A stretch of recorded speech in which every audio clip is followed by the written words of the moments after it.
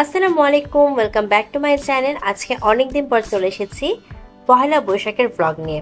আমি জানি এটা অনেক লেট হয়ে গিয়েছে, তারপর আজকে আপনার সাথে শেয়ার করছি। খুবই অল্প কিছু আয়োজন করেছি শুধু আমাদের বাসার জন্যই। এখানে হচ্ছে টমেটো, পেঁয়াজ, কাঁচামরিচ সব কিছু দিয়ে একটা দেশি সালাদ। এটা হচ্ছে কাঁচা পেঁয়াজ, কাঁচামরিচ একটু ভিনিগারে ভিজিয়ে রাখি, এটা খেতে খুবই ভালো লাগে আমার কাছে। এটা হচ্ছে সরিষা ইলিশ, এটা লইটা শুটকি রসুন দিয়ে ভুনা করা। তার সাথে আছে হচ্ছে বেগুন টমেটোর একটা ভর্তা। আর এটার মধ্যে যদি আপনি বোমা মরিচ তাহলে খুবই মজা লাগে। আর এটা হচ্ছে পাঁচমিশালি ডাল ধনিয়া পাতা দিয়ে, খুদের ভাত। এখানে দুই রকমের ভর্তা আছে, এটা হচ্ছে ঘি দিয়ে আলু ভর্তা। আর তার সাথে আছে হচ্ছে ডাল ভর্তা। ডাল ভর্তাটা হচ্ছে আমি পেঁয়াজ বেরেস্তা এবং রসুন বেরেস্তা দিয়ে করেছি। আর এটা হচ্ছে গরুর মাংসের ভুনা। তো এই হচ্ছে আজকে আমাদের খাওয়া দাওয়া। এখন আপনাদেরকে মেন প্রিপারেশন আপনাদেরকে আমি দেখাচ্ছি। এখানে আমি খুদের ভাত রান্না করব, অনেক আগে একবার রান্না করেছিলাম। আর এটা হচ্ছে ডাল ভর্তা। তো খুদের ভাতটা আমি আজকে রান্না করব না, আমি রান্না করবে হচ্ছে আমার মেড। আর এখানে আমি বেগুন পুড়িয়ে টমেটো সব কিছু ছিলে নিয়েছি। এখানে আমি বেগুন দিয়ে টমেটো দিয়ে ভর্তাটা করব। এটার রেসিপি কিন্তু আমার চ্যানেলে আছে, এটা খেতে খুবই মজাদার হয়। আর এখানে এই যে খুদের চালটা ধুয়ে ভিজিয়ে রাখা হয়েছে, পানি ঝরতে দেওয়া হয়েছে। তো এই খুদের ভাতটা যে আমার মেয়ের, সে আজকে রান্না করবে। আমি আসলে একবারই রান্না করেছি, এজন্য ওকে বললাম যে তুমি একটু দেখো কিভাবে রান্না করতে হয়, আমি একটু শিখি। তো এখানে আমি আলু ভর্তা করব। এই আলুটা খুব স্পেশাল একটা আলু, একজন আমাকে দিয়েছে। এটা নাকি খুব আঠালো টাইপের হয় এবং এটা খেতে নাকি অনেক মজা। তো ভাবলাম আজকে পারফেক্ট ডে এই আলু ভর্তাটা করার জন্য। তো আমি ঘি দিয়ে আলু ভর্তা করব। তো এখানে ডালটা আমি শুধুমাত্র হলুদ, লবণ আর কোয়া রসুন নিয়েছি। এখানে মনে হয় 4-5 কোয়া আমি রসুন দিয়েছি। তো তার সাথে আমি নিয়েছি হচ্ছে শুকনো মরিচ, এটা হচ্ছে পেঁয়াজ এবং রসুন বেরেস্তা। আর তার সাথে হচ্ছে ধনিয়া পাতা।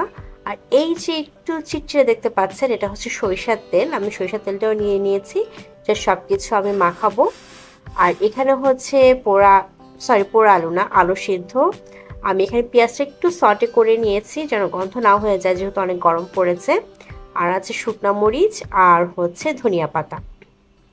আর এখানে দিয়ে আছে হচ্ছে ঘি, একটু বেশি করেই আমি ঘিটা দিব যেন খুব ভালো একটা ফ্লেভার আসে এজন্য। তো এই ঘিটা দিয়ে এখন আমি এই আলু ভর্তাটাও করব। আমার রান্নাঘরটা আসলে এত ছোট। আর এখানে আছে হচ্ছে শুটকি ভর্তা, এটা একজন আমাকে দিয়েছিল। ওইটা শুটকি আস্ত রসুন দিয়ে শুটকি ভর্তাটা করা, সেটা শুধু আমি একটু গরম করব। আর এখানে আমি হচ্ছে রসুন আর পেঁয়াজ একটু সতে করে নিচ্ছি। আর এখানে হচ্ছে খুদের চালের ভাতটা হচ্ছে। এই যে বেগুন ভর্তা, এই রসুন আর পেঁয়াজটাকে জাস্ট একটু সটে করে নিয়ে টমেটো দিয়ে নিয়েছি, তারপর একটু লবণ দিয়ে সেখানে বেগুনটা দিয়ে দিয়েছি। এখন কাঁচামরিচ, ধনিয়া পাতা আর সরিষার তেল দিয়ে বাস ভালো করে মেখে এটা আমি নামিয়ে নিব। তো সরিষার তেলটা আমি সবার লাস্টে দিই যেন ফ্লেভারটা খুব ভালো আসে এবং ভালো থাকে। দেখা যায় যে এখনকার দিনে রান্না করতে করতে সরিষার তেলের ফ্লেভারই ওইভাবে থাকে না, চলে যায়। এই জন্য সবার লাস্টে এখানে আমি সরিষার তেলটা ব্যবহার করছি। যদি সম্ভব হয় আপনারা একটু নাগামরিচ দেবেন, তাহলে খেতে খুবই ভালো হয়। এই যে আমার সব রান্না বান্না শেষ। তা আবারও দেখাচ্ছি আমি কি রান্না করেছি। এখানে সালাদ আছে, পেঁয়াজ আছে, সাথে কাঁচামরিচ। আমার আসলে পান্তা ভাত খেতে ভালো লাগে না, এজন্য আমি পান্তা ভাত করি নাই, খুদের ভাত করেছি। ইলিশ মাছ আর এখানে হচ্ছে লইট্টা শুটকি আস্ত রসুন দিয়ে ভর্তা, যেটা আগেও বলেছিলাম। এই যে সেই পোড়া বেগুনের ভর্তা। আসলে অনেকে পোড়া বেগুন পছন্দ করে না, অনেকে সিদ্ধ বেগুন খেতে অনেক পছন্দ করে, কিন্তু আমার কাছে কিন্তু পোড়া বেগুনই খুব ভালো লাগে। আর এই যে এখানে হচ্ছে পাঁচমিশালি ডাল, খুদের ভাত, 2 রকমের ভর্তা, আলু ভর্তা আর হচ্ছে ডাল ভর্তা। ডাল ভর্তা আমার হাজবেন্ডের খুব পছন্দের, এর জন্য আসলে সবসময় ডাল ভর্তাটা করা হয়।